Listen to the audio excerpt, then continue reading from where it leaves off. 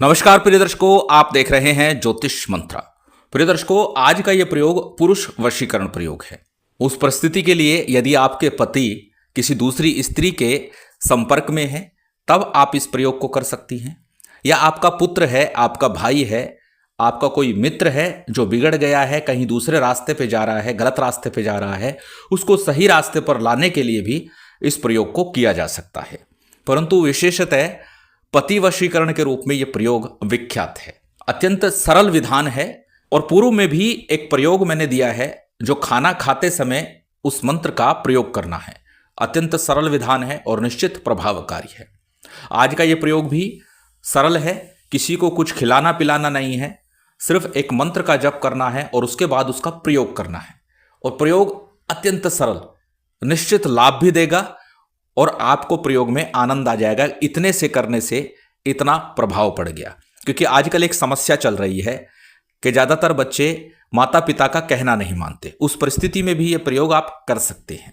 और आए दिन ये समस्या भी देखने को मिलती है कि पति कार्य क्षेत्र पर किसी दूसरी महिला के संपर्क में है। ऐसा नहीं है केवल पति ही है, महिलाएं भी ऐसा कर रही हैं।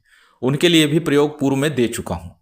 जब घर खराब होने की नौबत हो, घर बिगड़ रहे हों, तो इन प्रयोगों को करना लाजमी है, सही है और करना चाहिए। अन्यत्र संबंधों से कहीं लाभ नहीं मिलता, सब एक दूसरे का फायदा उठाते हैं। इसलिए इन चीजों से वैसे भी बचना चाहिए। तो यदि किसी कारण से या किसी परिस्थितिवश ऐसा हो गया है तो पति को रास्ते पे लाने के लिए, बच्चों को रास्ते पे लाने के लिए इस प्रयोग को आप कर सकते हैं। तो चलिए अधिक विलंब न करते हुए जान लेते हैं किस प्रकार से इस प्रयोग को संपन्न करना है। और हमेशा की तरह पुनः बात कर लेते हैं साधना की सामग्री की, कि किस प्रकार की सामग्री के साथ ये प्रयोग संपन्न किया जाना है। सभी सामग्री आपकी स्क्रीन पर है। सामान्य सी पूजन सामग्री, धूप दीप नैवेद्य फल फूल इत्यादि के साथ में मूल सामग्री जिसका प्रयोग इस प्रयोग काल के दौरान होगा, वो सभी आपकी स्क्रीन पर लिखी हुई है। स्क्रीनशॉट ले सकते हैं, कॉपी नोटबुक में नोट कर सकते हैं।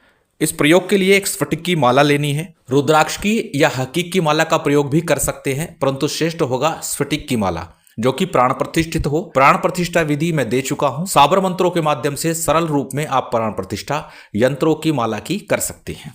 इसके साथ में लोबान लेना आपको। गूगल लोबान होता है, उसमें जो लोबान है वो आपको लेकर के आना है। घी का एक दीपक लगाना है। ये मूल सामग्री है। इसके अतिरिक्त सामान्य पूजन सामग्री है। अब जानते हैं इस प्रयोग को किस दिन करना है, कैसे करना है, कब करना है। 64 योगिनियों की शक्ति से संपन्न है यह प्रयोग। और पूर्व में भी चर्चा कर चुका हूं कि 64 योगिनियां 64 कलाओं से संपन्न है। हमारे जीवन में जो भी कमी है, 64 योगिनियां उन कमियों को अवश्य ही पूरा कर सकती हैं। इसलिए 64 योगिनियों की साधना एक बार तो जीवन में अवश्य ही करनी चाहिए, जिससे कि जीवन सुखमय और सरल बन सके। तो चलिए अब जानते हैं किस दिन से और कैसे इस साधना को संपन्न करना है। प्रिय दर्शकों, इस साधना के लिए सर्वोत्तम है शुक्रवार का दिन। सोमवार और शनिवार के दिन से भी इस साधना को किया जा सकता है। श्रेष्ठतम होगा शुक्रवार के दिन से यह साधना संपन्न की जाए।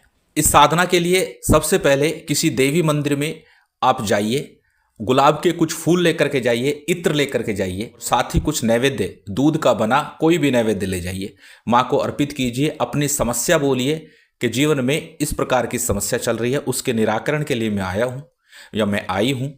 निवेदन करके इत्र माँ को अर्पित कीजिए, नैवेद्य अर्पित कीजिए, पुष्प अर्पित कीजिए, क्षमा प्रार्थना कीजिए और घर आ जाइए। उसके बाद शुक्रवार अथवा सोमवार, शनिवार, जिस दिन भी आप साधना कर रहे हैं, अपने घर में उत्तरमुख हो जाइए।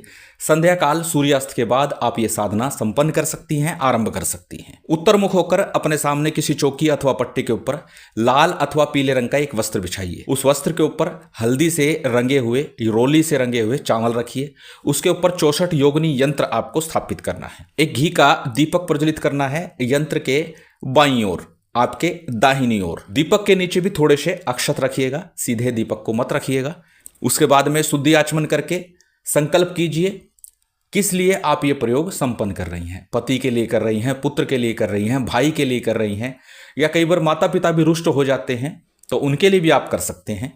तो जिसके लिए भी प्रयोग कर रहे हैं उसका नाम लीजिए और बोलिए कि ये मेरे कहे अनुसार नहीं है, या मेरे खिलाफ है, मुझसे विपरीत है, मेरे कहे में चले, मेरे अनुसार चले, मेरी बातों को समझे और माने, इस प्रकार की भावना और इस प्रकार का मनोरथ रखते हुए संकल्प आपको पूर्ण करना है। संकल्प में अपना नाम, अपना गोत्र, उस दिन का तिथिवार, नक्षत्र बोलना है। संकल्प के उपरांत संकल्प का जल अक्षत पुष्प किसी थाली प्लेट में या गणेश जी के विग्रह के सम्मुख छोड़ दीजिए। इसके बाद में पंचदेवों का पूजन करना है, गणपति का, गुरु का, कुल देव, पितृदेव, स्थान देव, इन सभी का सामान्य सा पंचोपचार रीति से पूजन संपन्न कर लीजिए। उसके बाद 64 योगिनी यंत्र है, उसकी प्राण प्रतिष्ठा पहले ही कर लीजिएगा, फिर उसका पूजन आपको संपन्न करना है।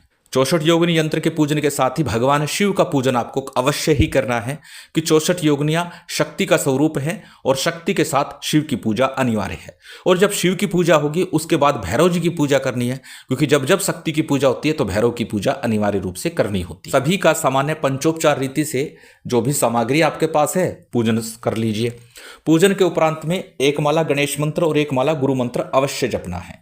गणेश मंत्र के रूप में ओम गंग गणपते नमः इस मंत्र का जप कर सकते हैं। गुरु मंत्र की बात करें तो यदि आपने गुरु दीक्षा ली है तो वो गुरु मंत्र आपको जपना है, नहीं ली तो भगवान शिव के ही पंचाक्षरी मंत्र ओम नमः शिवाय का जप कर सकते हैं, या फिर हमारे गुरुदेव द्वारा दिया गया मंत्र ओम परम तत्वाय नारायणाय गुरुभ्यो नमः इस मंत्र का जप कर सकते हैं। इसके बाद में आज का जो मूल मंत्र है वो साबर मंत्र है, और जब जब साबर मंत्रों की चर्चा होती है तो हमेशा बोलता हूं साबर सिद्धि मंत्र का 11 बार अवश्य जप कीजिए। तो साबर सिद्धि मंत्र आपकी स्क्रीन पर है, एक बार बोल करके बता देता हूं।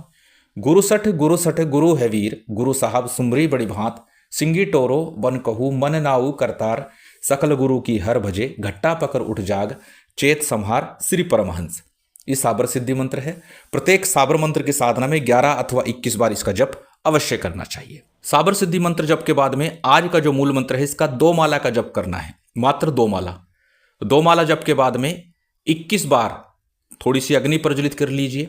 श्रेष्ठ होगा गाय के गोबर से बने हुए कंडे ऊपले जो होते हैं उनको प्रज्वलित करके उस अग्नि के ऊपर आप 21 आहुति दें, अथवा आम की लकड़ी हो, गूलर की हो, पीपल की हो, इन शुभ लकड़ियों को प्रज्वलित कर लीजिए। थोड़ा सा कोयले बना लीजिए या कोयले प्रज्वलित कर लीजिए और उसके ऊपर 21 आहुति लोबान की देनी है। 21 आहुति लोबान की दी और उसके बाद में भगवान शिव शक्ति की आरती कीजिए। आरती के बाद जो भी भोग नैवेद्य है, चाहे मिश्री है, गुड़ है, सामान्य सा जो भी भोग रखा हुआ है उसका भोग अर्पित कीजिए। आसन को प्रणाम कीजिए, साधना से उठ जाइए। इस प्रकार यह प्रयोग आपको लगातार 21 दिनों तक करना है। तो सबसे पहले जान लेते हैं उस विशेष खास मंत्र को और फिर जानते हैं इसके प्रयोग की विधि को। मंत्र आपकी स्क्रीन पर है, स्क्रीनशॉट ले सकते हैं, किसी कॉपी नोटबुक में नोट कर सकते हैं। मंत्र को एक बार बोल करके बता देता हूं। मंत्र इस प्रकार है। ओम नमो आदेश गुरु को, एक फूल फूल भर दोना, 64 योगिनी ने मिल किया टोना, फूल फूल वह फल न जानी, हनुमत वीर घेर घेर दे आनी, जो सूंघे इस फूल की बांस, उसका जी प्राण हमारे पास, सूती होए तो जगाए लाओ, और देखे जरे बरे, मोही देखे मोरे पायन परे, मेरी भक्ति गुरु की शक्ति, फुरो मंत्र ईश्वरो वाचा, वाचा वाची से टरे, तो कुंभी नरक में परे।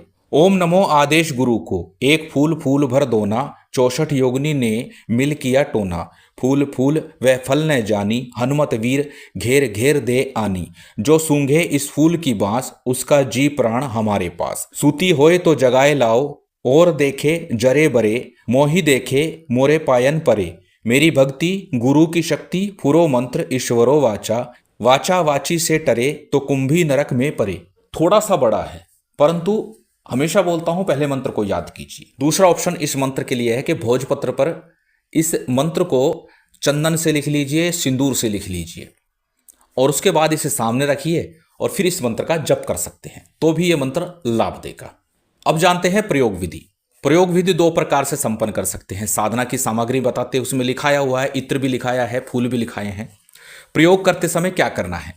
इत्र की शीशी आपको दीपक के सम्मुख रखनी है। जब आप साधना करेंगे नित्य प्रति वहीं रखे रहने दीजिए, यंत्र के पास में। अब साधना काल के बाद उस इत्र का प्रयोग थोड़ा थोड़ा करना आरंभ कर दीजिए। इसी मंत्र का 11 बार उच्चारण कीजिए, अपने ऊपर वो इत्र लगा लीजिए उस व्यक्ति का ध्यान करते हुए। वह व्यक्ति आपकी तरफ आकर्षित होना शुरू हो जाएगा। दूसरा प्रयोग यह है कि एक फूल लीजिए, गुलाब का हो या किसी भी प्रकार का सुगंधित पुष्प हो, वो ले लीजिए और उस फूल के ऊपर 21 बार पुनः मंत्र का उच्चारण कीजिए और फिर उस व्यक्ति को वो फूल दे दीजिए।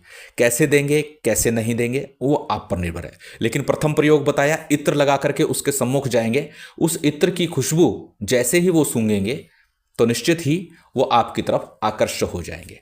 अत्यंत सरल विधान और अत्यंत सरल प्रयोग है, करके लाभ अवश्य उठाइए। यदि रिश्तों में दरार है, पति दूसरी तरफ आकर्षित हो गया है, तो यह प्रयोग आपको एक बार अवश्य आजमाना चाहिए।